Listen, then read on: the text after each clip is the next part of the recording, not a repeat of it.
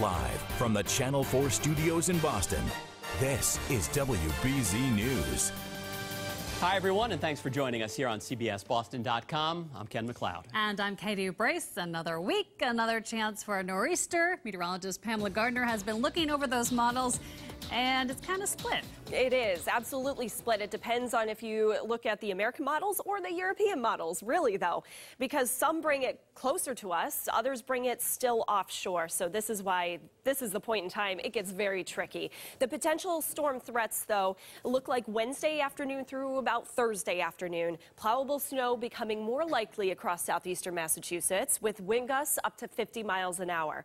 And those winds coming from the north and east Wednesday into Thursday. So the Thursday morning high tide, we're looking at potential coastal flooding all up and down the north and east facing beaches.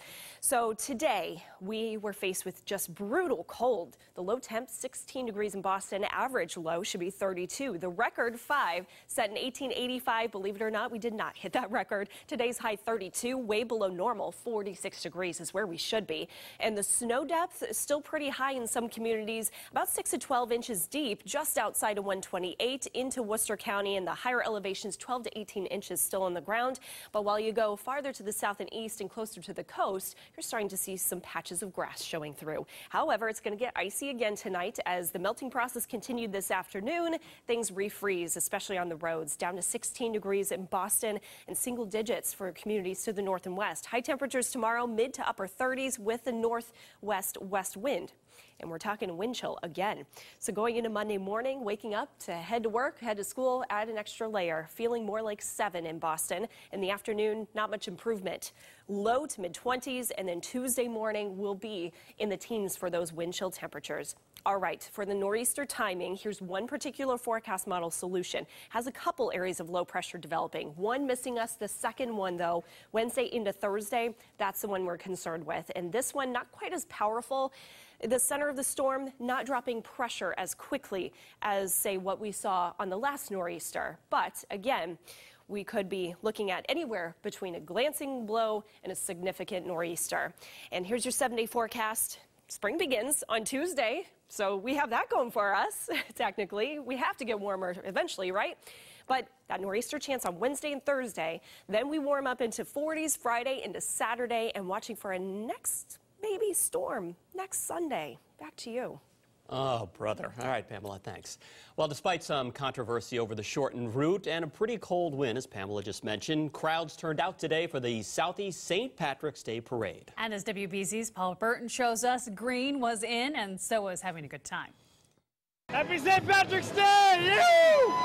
From the marching bands and high fives to elaborate floats and dancing, the 117th St. Patrick's Day Parade in South Boston had it all. Look at all the different faces, people of every different walks of life. Everyone right now is together in unity. That's something that you desperately need nowadays. Brenda Wilson came all the way from Ireland to be here. So what's it like to be here in Boston? Great. Fabulous. Love the place. Love it. Yeah. Best parade, best atmosphere ever. Governor Charlie Baker, along with Boston Mayor Marty Walsh and Commissioner Bill Evans, greeted parade goers up and down Broadway Street.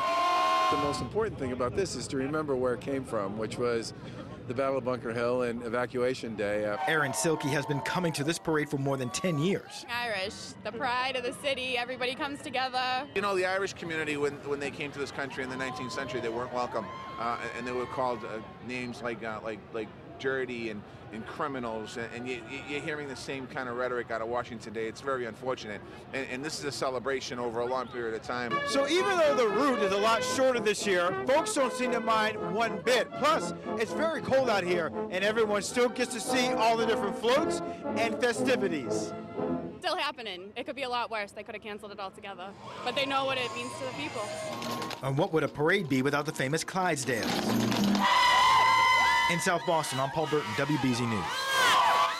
Investigators are still trying to pin down the cause of a deadly fire in Springfield. Witnesses on scene say people were jumping from the windows of this apartment complex to escape the flames. The fire on Belmont Avenue started early this morning. We're told 3 people died in the fire and 4 others were badly hurt. Dozens of ferry passengers are back on dry land. 78 people spent hours last night stranded on a ferry that lost power.